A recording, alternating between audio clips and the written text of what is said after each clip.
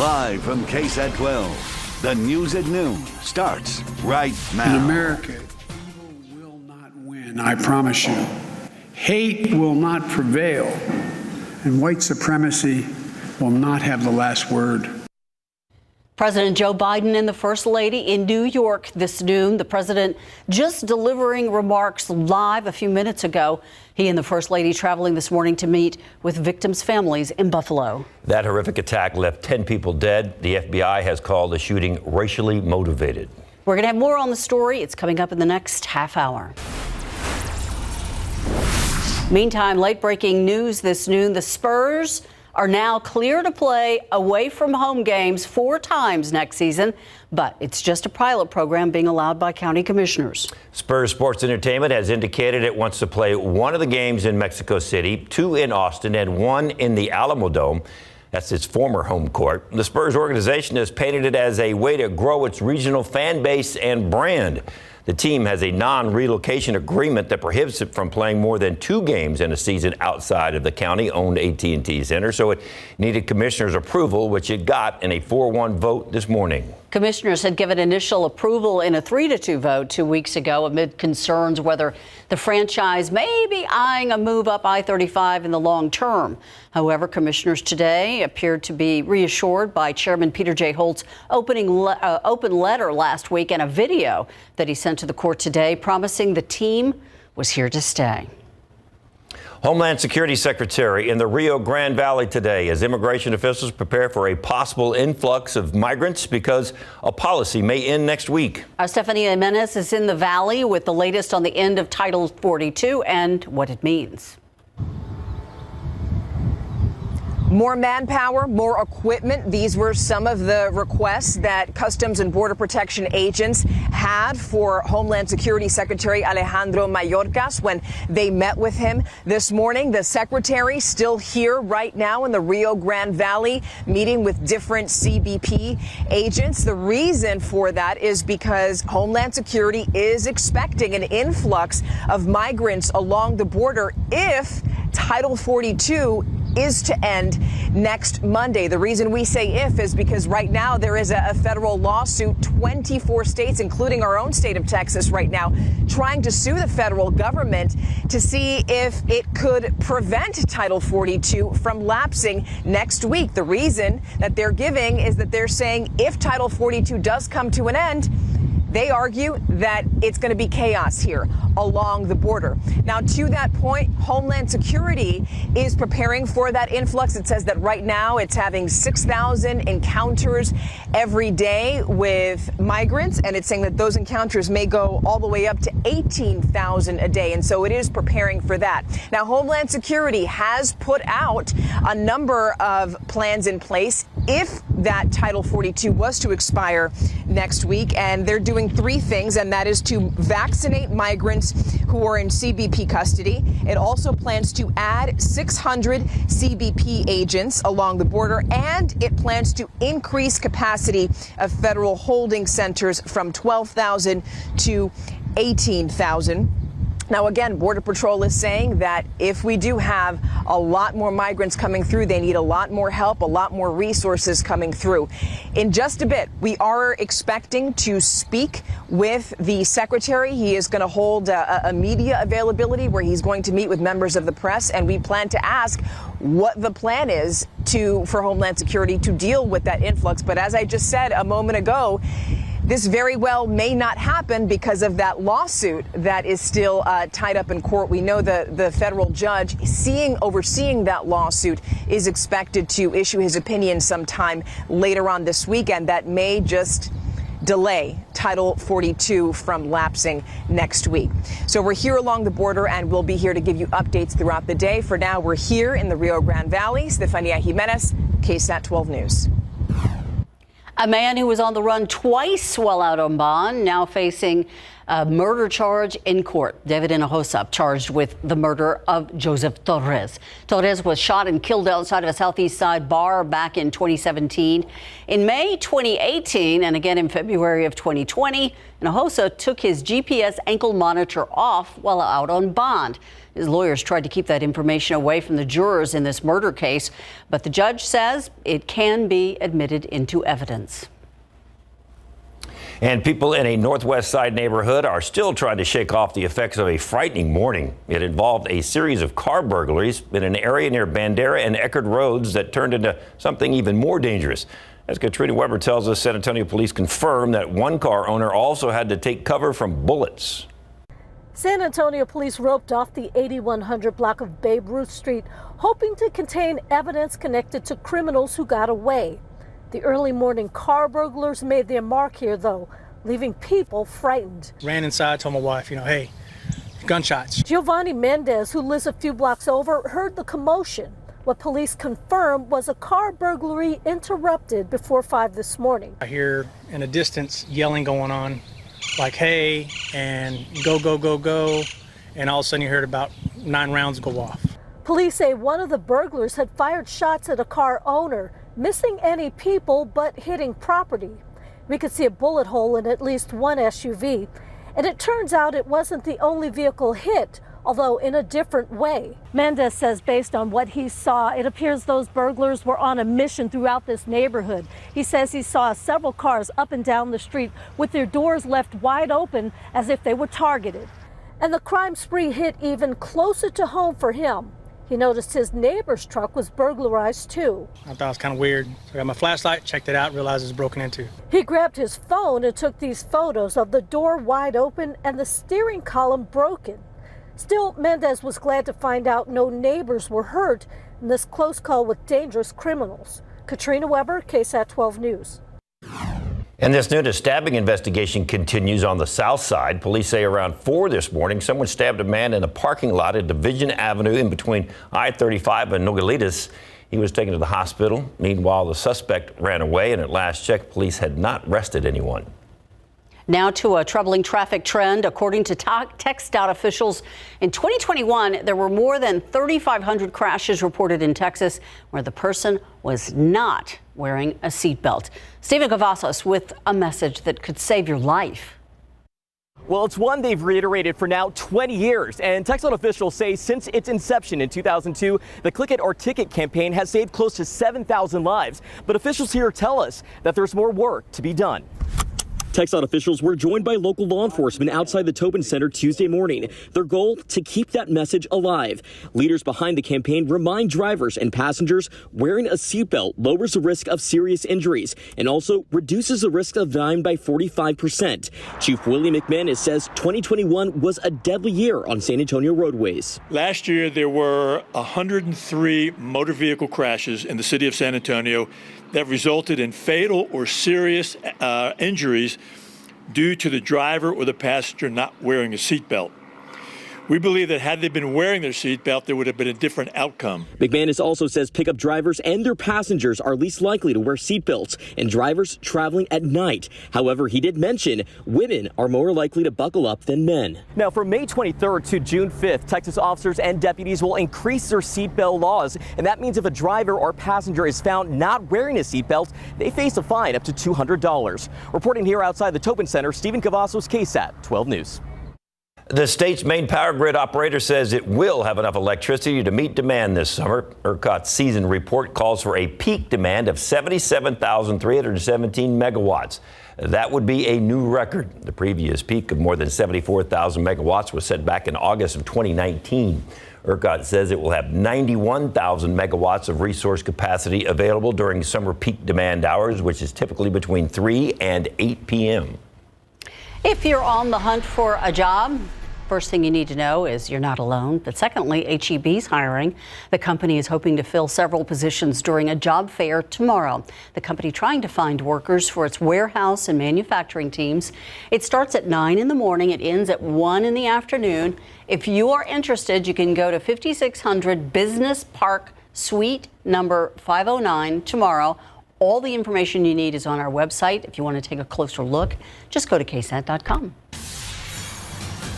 Our May sizzle continues as temperatures will once again be close to breaking a record this afternoon, but there is a hope for a bit of a cool down over the weekend. I've got a look ahead coming up in a bit.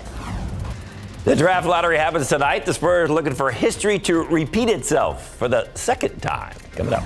A positive development for parents on the hunt for scarce baby formula. Details on new moves to get store shelves full again after the break.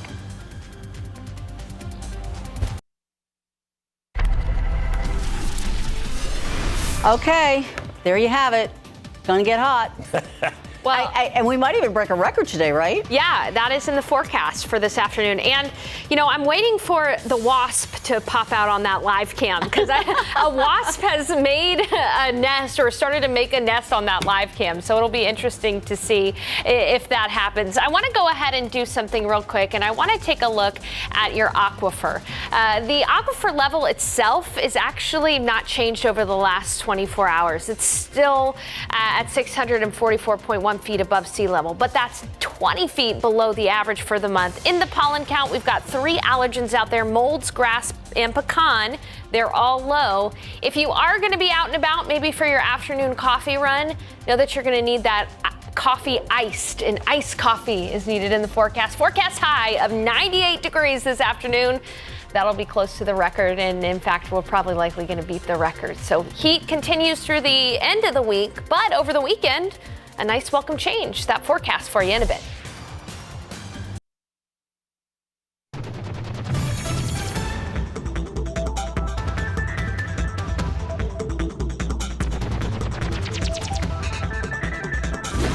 Parents across the country still dealing with that baby formula shortage, and a resolution can't come soon enough. The FDA and Abbott Labs have agreed on a plan, though, to reopen one of the facilities that was shut down due to fears of contamination. However, ABC's Ike Ajachi reports the agreement comes with strict guidelines that the formula maker must follow. Today, a positive sign for families struggling to find vital baby formula for their newborns. The Food and Drug Administration announcing it's moving to import brands of formula from abroad, currently not sold in the U.S. We are seeking manufacturers from around the globe who may have available product that could meet our regulatory standards for both nutrition and food safety. The U.S. usually produces 98% of the infant formula it consumes. Officials say the imported formula could potentially come from the U.K., Australia, and New Zealand, nations that have safety and health inspection systems similar to the U.S.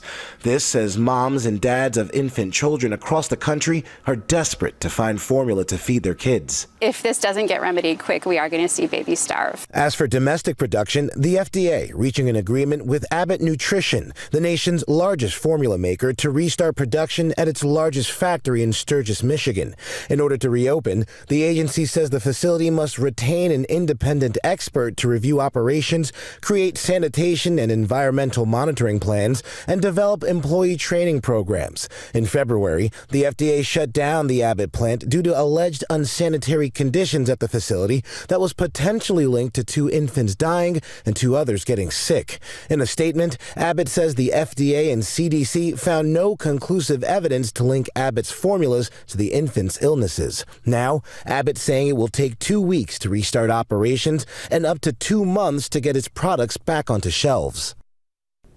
The FDA did not specify which brands it'll be importing from overseas, but they're assuring the public that any product hitting store shelves would have gone through rigorous security checks. Ike Ajachi, ABC News, Washington. So the positive in today's outlook is the fact that it's going to be dry this afternoon. Yeah, so it's going to be a dry heat. So it's going to be a dry heat. We always say that's got to be better, right? It is. I mean, it's better, especially if you can find some shade. You know, we got a nice breeze, but it's not as good as it could be. Good. Isn't it supposed to be like really windy today, though? It is. So it's just going to blow the dry heat around. Oh my goodness, David, like a blow dryer? Yeah. Okay. But hey, guess what? We could really use some rain. You don't need me to tell you that, but I want to show you just how much rain we could use right now. Since May 1st, we've only seen 36/100th of an inch of rainfall. That is 2 inches below what is average by this time of the month. So we're in a 2-inch rain deficit for the month, but it's really exaggerated when you look at the year so far. We have seen almost 4 inches of rain this year, which is almost 7 inches below where we need to be. So we should have 7 more inches of rain in the rain bank, and we just don't have it. And unfortunately, rainfall chances, they do go up Friday through Monday, but it's going to be spotty rain likely, and so it's not going to really help us out with the drought. But that is something to look forward to Friday through Monday, the potential for some rain. And as I've been saying, that's just outside of our forecast 2020 vision when it comes to the exact details, how much rain and which areas have the best chance for rainfall. We have to wait until we're closer to Friday to get those details ironed out. But just know that you're going to want to continue to stay up to date with the forecast as we update those rain chances Friday through the weekend. Outside right now with live cam, still not seeing that giant wasp out there that was there earlier, thank goodness. Mostly clear skies, and temperatures are quickly rising. We're already 3 degrees warmer than where we were this time of the day yesterday. 87 degrees at the airport, 91 at Stinson, 87 at Kelly, and 84 at JBSA Randolph. Here's a look at the satellite imagery. We're seeing completely clear skies around the metro area. But you look out to the west and you can see that there are some cirrus clouds that are starting to move in from the west, and we very well could see some wispy cirrus clouds later this afternoon. Otherwise, it's warm. 87 in New Braunfels, 87 in Hondo, 85 in Uvalde, 87 in Kerrville, and 86 in Del Rio. Here's the futurecast for the remainder of the day. We're going to see some of those cirrus clouds move in overhead. 1 or 2 storms might develop out there out west toward the mountains of Mexico, but they're not going to reach San Antonio, and instead it's just going to be hot this afternoon. 98 at the airport, 99 in Devine, 98 in Floresville, 96 in Seguin, 100 in Sabinal, 100 in Uvalde.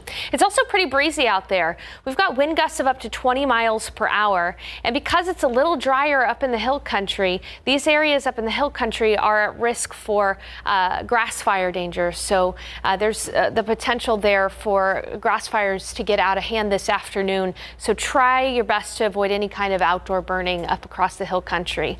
Otherwise, hot for the remainder of the day. 92 at 2, 95 at 3 p.m. If you're planning on heading out this afternoon to pick up the kids or just do some afternoon errands, 98 for the high temperature. We'll finally start to see things cool down sort of after sunset at 8:20, but it's still going to be pretty warm, and it's going to stay breezy tonight too, with those winds from the southeast at about 10 to 15 miles per hour. Once again, we're going to continue to see the heat with us through Saturday. Temperatures are going to be in the mid to upper 90s, close to records each day, but there is some relief off in the horizon. By Sunday, our highs will only be in the 80s because of a weak cool front that's going to be moving through. Again, that's one of the reasons why we could have some isolated showers and storms with that front moving through on on Saturday night into Sunday morning. But still, I mean, we are in for another few days of very hot, unseasonably hot weather before we can see more seasonable temperatures Sunday and Monday. One thing to keep in mind, though, if you want to go for a walk early Sunday morning, temperatures going to be in the low 60s. It's going to be pretty nice. Like that. I thought you were going to tell her how great it was. Really? Yeah. I cannot concur. Low 60s? That's pretty good.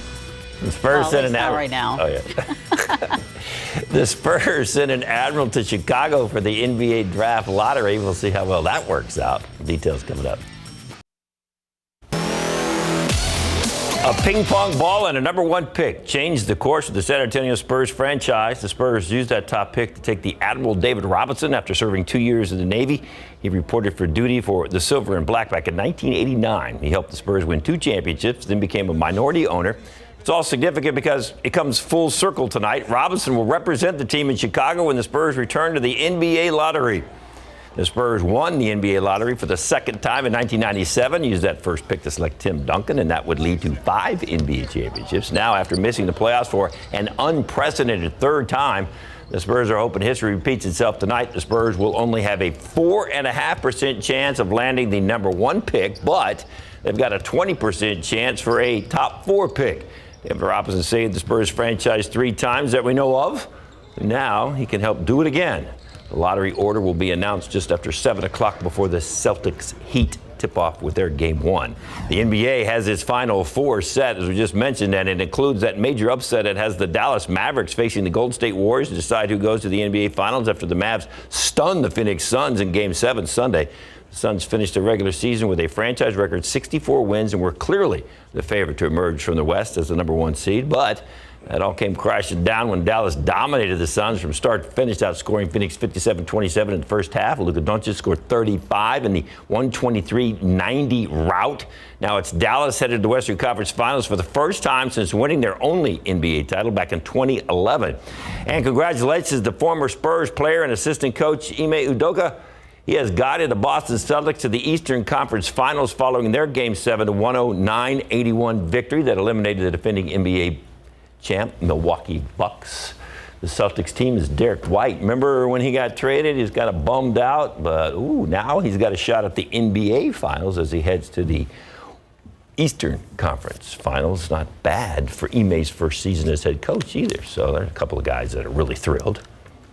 I've come in with a fresh set of eyes and perspective to seeing what we have, seeing the growth and the possibilities. And so, I've always been on them about that, but we have to go about it a certain way to get to where we want to get. All right, once again, the Eastern Conference Finals tip off tonight in Miami, the West tomorrow night in San Francisco, and of course, 7 o'clock we'll find out where the Spurs pick in the NBA draft coming up on June 23rd.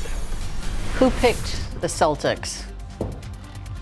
You did? I did. All right. You going with them again? Yes. Ooh, all right. Strokes can have a devastating consequence, but early detection can help get you the treatment you need fast. This life-saving detail you're going to need to know about. It's still ahead.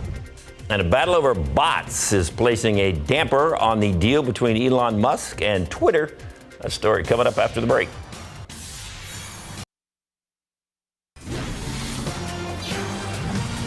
We want to bring the latest on the supermarket massacre that left 10 people dead in Buffalo, New York.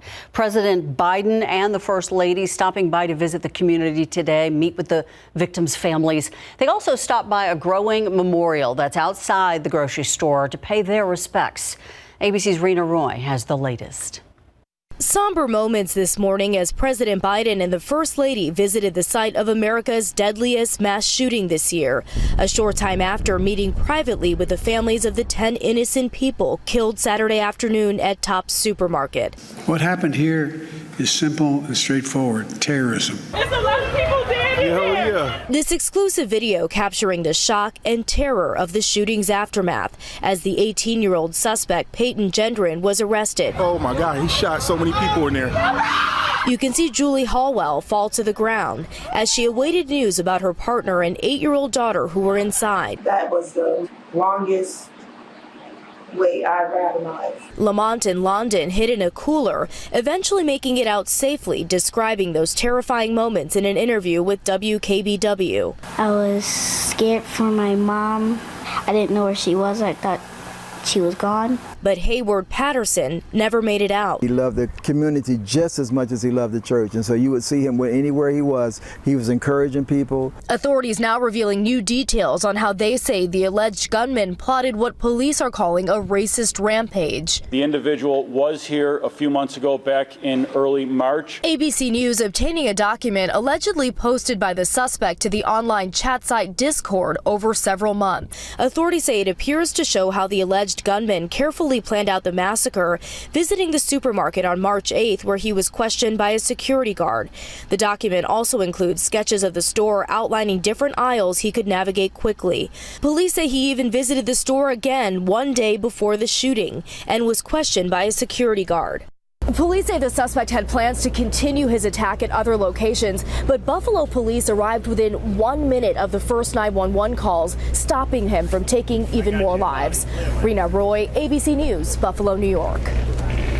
Authorities in Southern California say the shooting at a church Sunday was a politically motivated attack. 68-year-old David Chow is accused of fatally shooting one man and injuring 5 others at the Irvine Taiwanese Presbyterian Church. The Orange County Sheriff's Office says he chained some of the doors closed and then placed incendiary devices around the building. Investigators are trying to determine why he chose the church.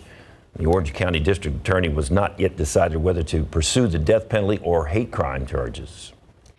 We want to bring you the latest on the war in Ukraine. Ukrainian forces have decided to end their defense of the besieged city of Mariupol, with the last fighters evacuating from the steel plant. But ABC's Ian Pannell reports Ukraine is claiming victory in other parts of the country.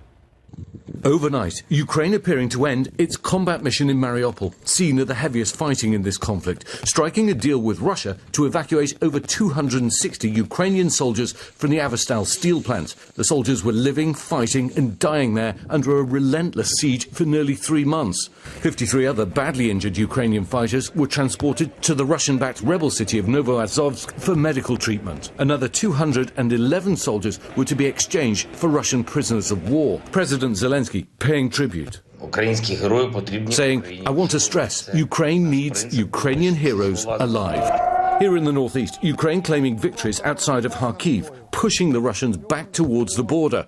One of the commanders touting the success of his troops. "We were going after them all over the place," he says. "This was the turning point. It gave us real momentum." This comes as NATO's conducting long-planned military drills across Europe, including Estonia, with 15,000 troops from NATO members and partner countries expected to participate, including Finland and Sweden, both now intending to become full members of the alliance. Sweden's foreign minister formally signing her country's application this morning. In Moscow, Vladimir Putin meeting with Russia's top allies, condemning Sweden and Finland's plans to join NATO, saying the expansion of military infrastructure over that territory will obviously call for our response.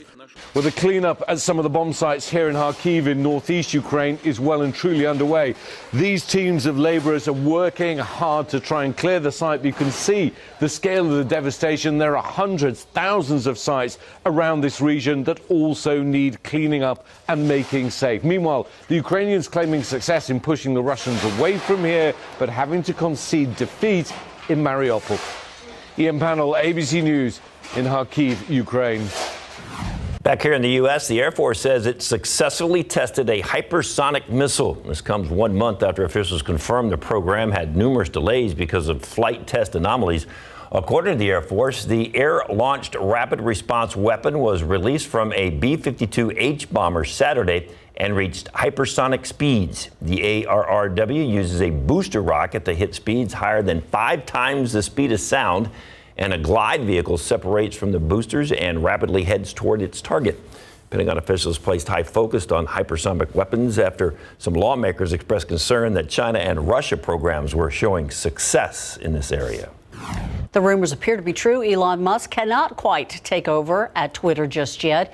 He says his purchase of the social media giant cannot proceed until he gets more information about spam accounts. Although Musk didn't cite a source, he recently tweeted that about 20% of active Twitter accounts are either fake or spam. The company denies that, saying it's actually less than 5% of daily users that are not legitimate. On Friday, Musk said the $44 billion deal was on hold, but said he still is committed to taking over this company. Outside with live cam, we're climbing towards 90 and it's clear sky with a little breeze blowing and dry air coming, so it means it's going to be hotter. Yeah. The wasp is just resting up. Yeah, for those of you just tuning in, we've had a wasp across this live cam a little bit.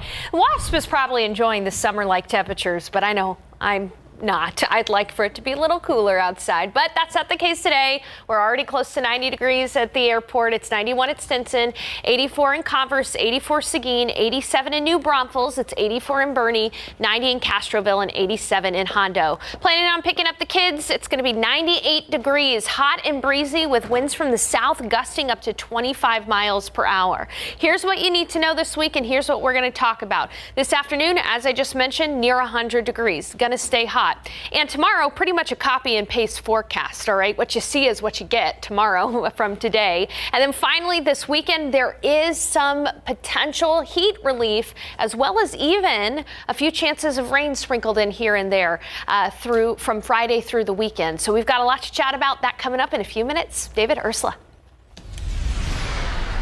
Thank you. Young children will soon be able to get their COVID-19 booster shots. Today, the FDA authorized Pfizer boosters for children ages 5 to 11.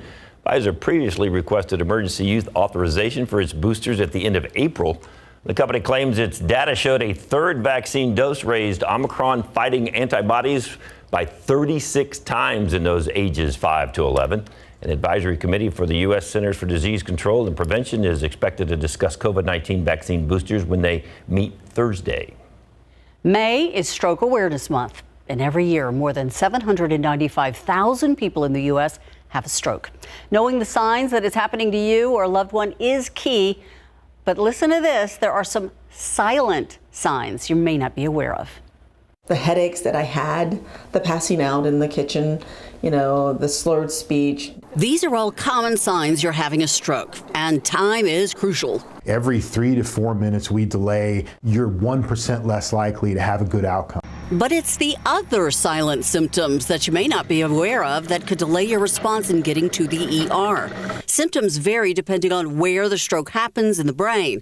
If the stroke happens in the cerebellum, a person can feel dizzy, nausea, vomit, and have impaired balance.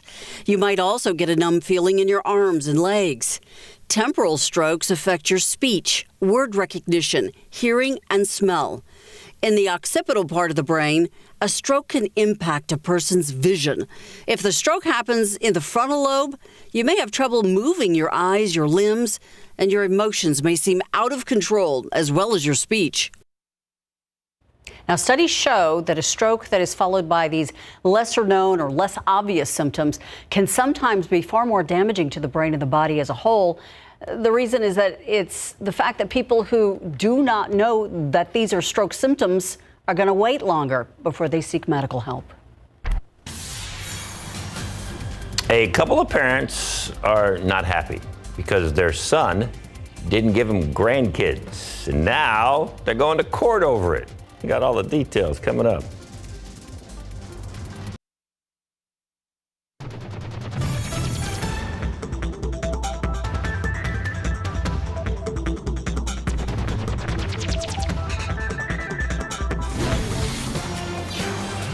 It goes without saying that when a deployed service member gets a care package, it's a piece of home and it brings a smile. The nonprofit Soldiers Angels is having their annual collection drive and gathering hygiene items, puzzles, snacks to send to U.S. service members that are deployed. Tiffany Huertas has more on the impact your packages have. The first care package I ever received was my first deployment to Afghanistan almost 20 years ago. Army veteran Rich Scott still has some of the notes that were inside care packages that were sent to him. Even though they didn't know me and even though I didn't know them personally, there was an instant connection. And now a local program is putting together care packages and helping form connections like the one Rich had. The items we're looking for the most this year right now are hygiene items. The nonprofit Soldiers Angels is having their annual Go Camel care package collection drive and is asking for donations. People across the country are getting involved. This year, they've already received $20,000 worth of items. It started when we had a surge after Iraq, attacked U.S. troops in 2020 or late 2019. And so we got a series of requests for care packages for the troops that were going over to Iraq. Ways you can help include setting up a collection drive, purchasing items and sending it to the nonprofit, or monetary donations. Rich, who now works for the nonprofit, is thankful to be involved in this program. Just being on this end, being able to supply it for them, being able to support them this way, there's nothing else I'd rather do. Tiffany Huertas, KSAT 12 News. Well, take a look at the pollen count. We've got molds, grass, and pecan present, but in low amounts. So look outside with live cam right now. It is sunny, sunny, sunny. And here's that pollen count I was talking about earlier. We've got molds, grass, and pecan all low. As far as the aquifer, no change in the aquifer level from the day to day, but the 10-day average continues to fall. And that number in particular is important because that's what we look at for stage 2 water restrictions, and which we're in them right now. So we'll be keeping a close eye on the aquifer. Could use a good drink of water. We've got some rain chances in the forecast. I'll have a look ahead coming up.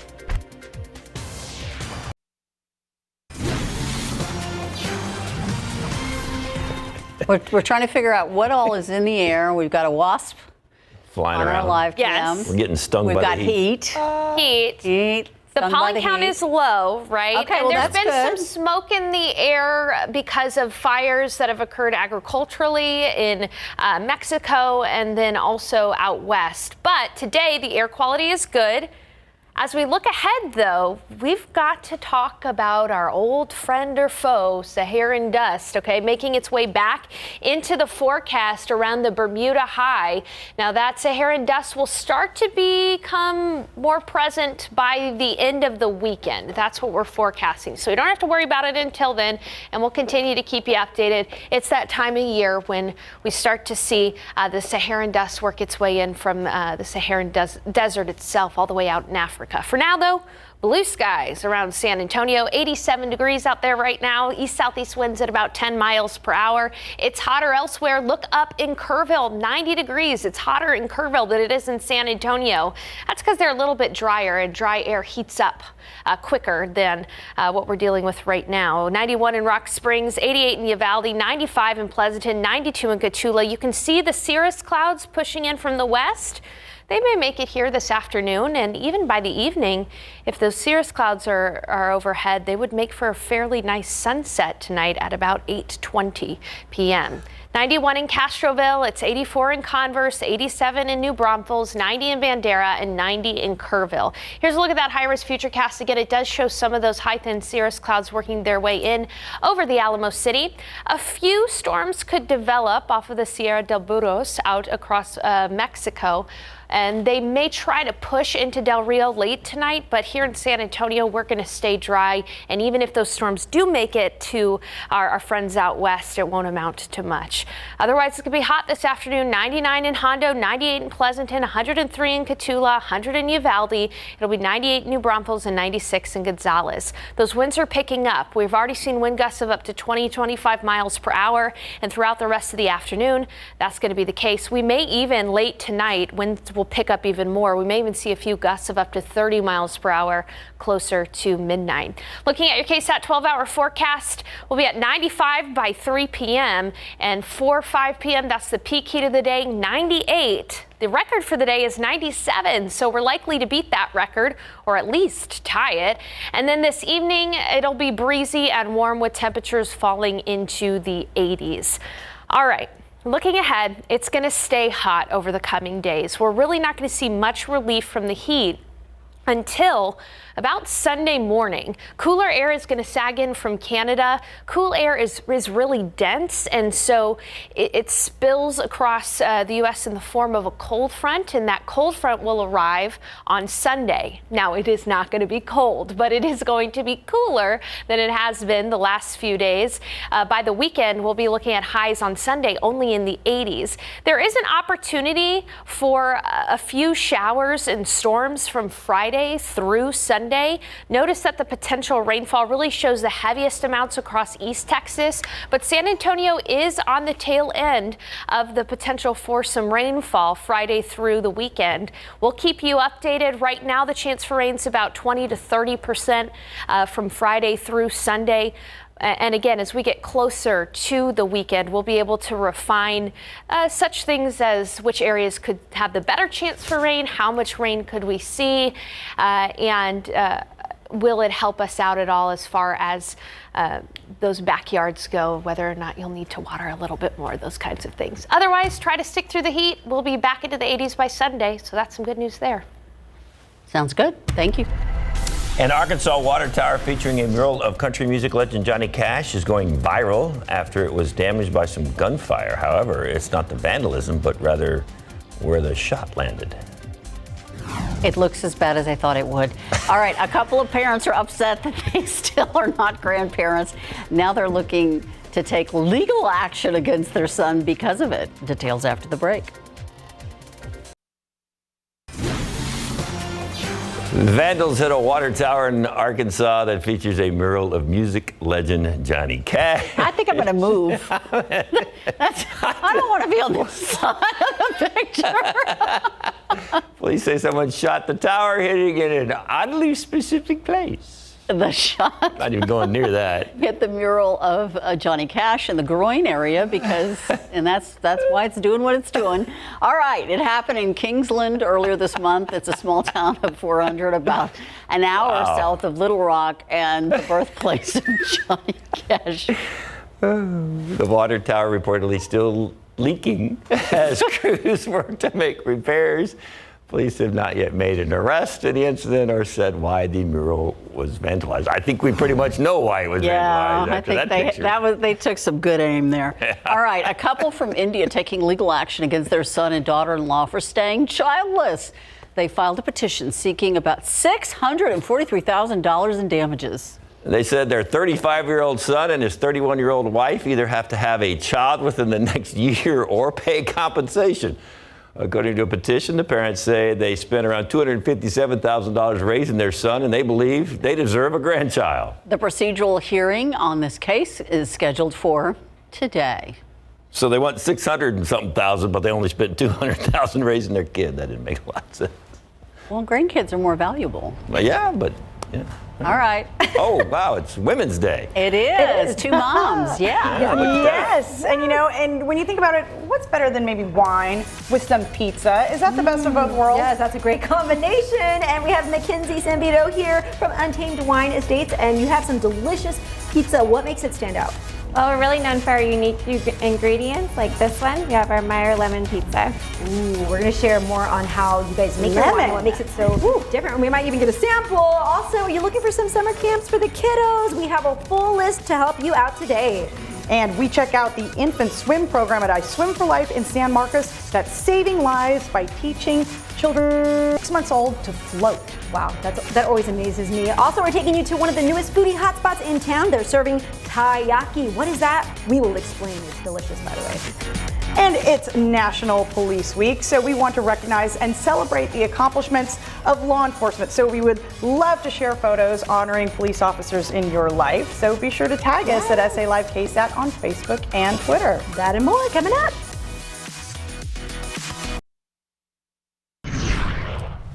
Outside right now, it's 89 degrees and southeast winds at 11 miles per hour. We are already knocking on 90's door, and we'll be close to 100 later on this afternoon in San Antonio. We're likely to beat a record of 97. Tomorrow, we're going to have pretty much copy and paste weather. It's going to be hot through Saturday. We'll have a couple of chances of rain for Friday through about Sunday.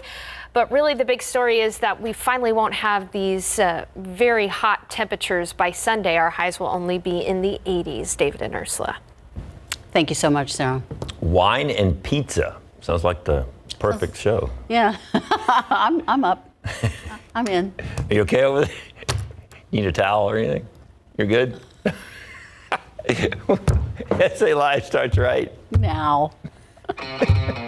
Japanese street food. We take you to the newest foodie spot in town, serving these fish-shaped snacks, and they are making a splash.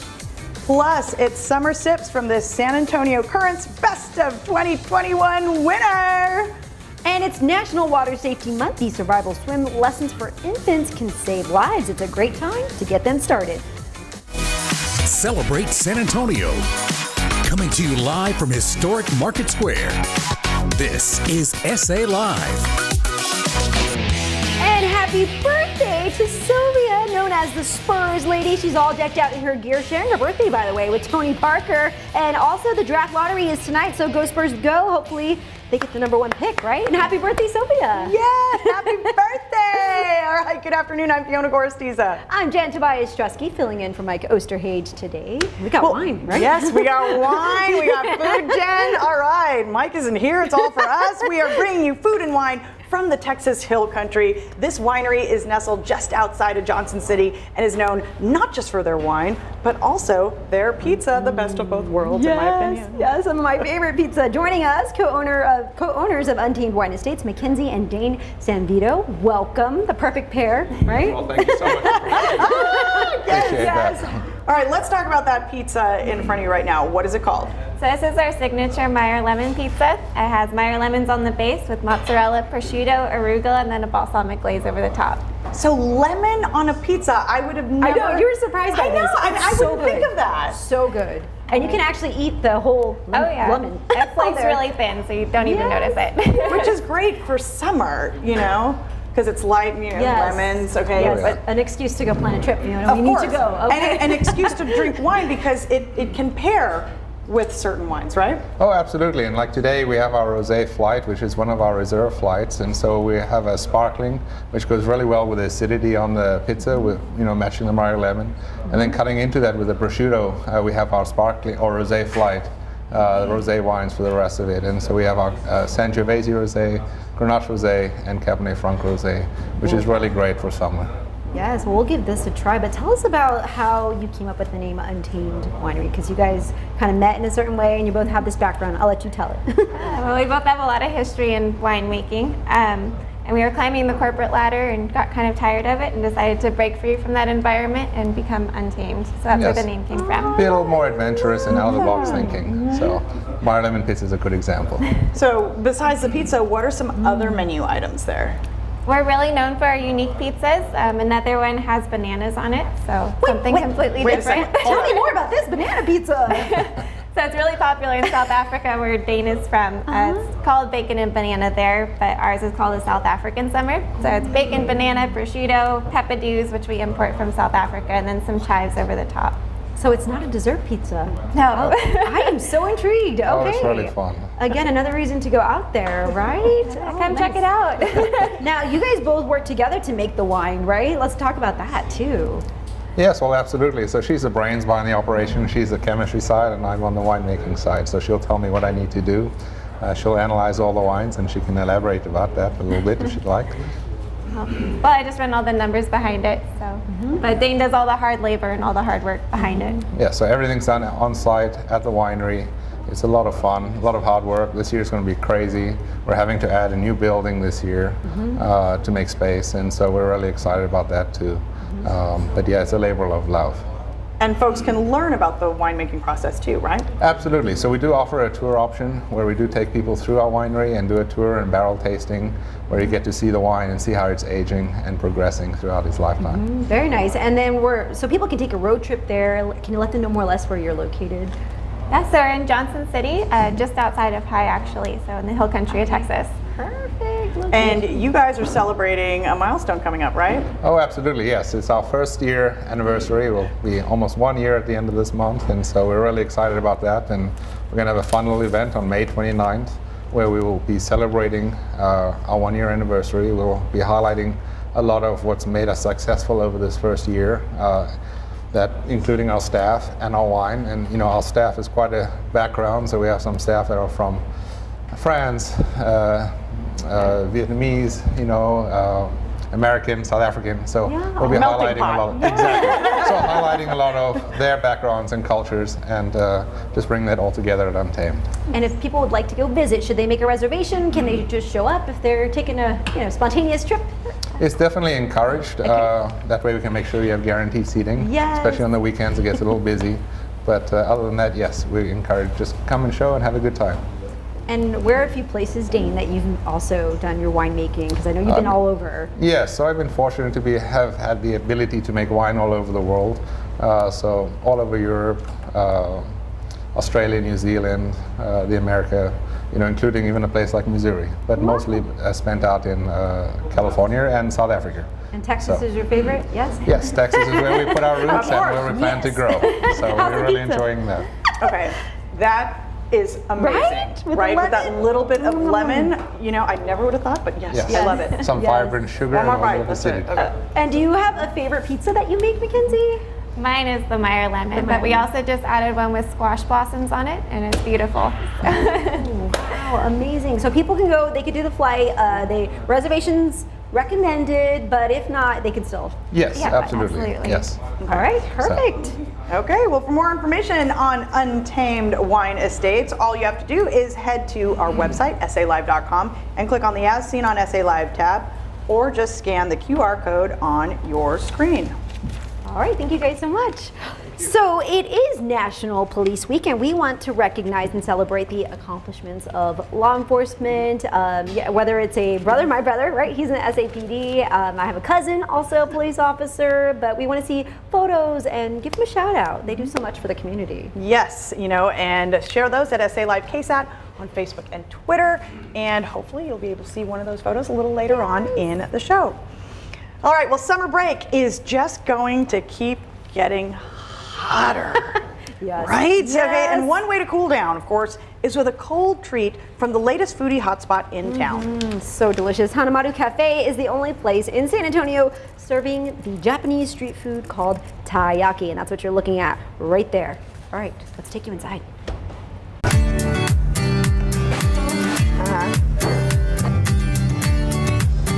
Hanamaru is the newest hotspot in San Antonio and the only place in town serving taiyaki. We wanted to open something that no one has in San Antonio, where we could, bring taiyaki in where it's more diverse. And I want to bring the flavor in from Japan, where it has different fillings. We go from sweet to savory to the ice cream cone. Oh, that's so good. So it's kind of like a waffle, and it has mochi inside, so it's a little chewy and soft, but also have a little quick crisp as well. Hanamaru is located off Callahan and Fredericksburg Road, and yes, the taiyaki is a hit so far. Customers are rolling in, and they've only been open for a few weeks. It's been really busy, and we didn't expect it to be crazy. We just expected it to be slowly going, but it just went crazy. Wiki Sume and her best friend opened this shop, both sharing their love for food. Me and Satoko we're both owners. We've been best friends since I was 19. We just wanted something where we had something stable, financially stable, something we could give off to our, kids one day. Something that could support single parents. So cute. On the menu, you'll find taiyaki served different ways: sweet, savory. The cheese is already melting from this side. You can also get some delicious floats. So it's based off of Japanese soda. It's imported. So we just buy the soda and then we pour it in the cup and then we top it off with your flavor of ice cream. Yes, we have our nikujaga bowl that we make in-house. And we do make it a day before, which it sits there and kind of soak in the flavor. So next day, it's very tasty, very savory for you. And everything is very tender and soft. And then on the bottom, it's just a bed of rice. And delicious teas. It's just tea, brewed tea, and it's sweet, of course, and it has a cream cheese foam on top. Okay, I've had a blast out here. Not only is the food beautiful, it tastes amazing, and I'm gonna dive in again. Thank you guys for having me. You can come visit them, see them here. They're working hard and making these delicious treats. For more information, go to SALive.com, click the As Seen on SA Live tab, or scan the QR code on your screen. And don't forget to follow them on Instagram and other social media platforms. How can they find you on social media? On Instagram, Hanamaru Cafe, and hashtag Taiyaki Boys with the Z. Woo. All right, which one should I go for, guys? You wanna help me eat? Sure. All right, I'm gonna go for this guy.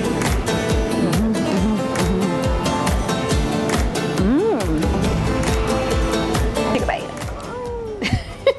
Yes, we do a lot of eating here. Next on SA Live, summer barbecue. Davila's Barbecue is here. We're making a pimento brisket, grilled cheese, and a salad too.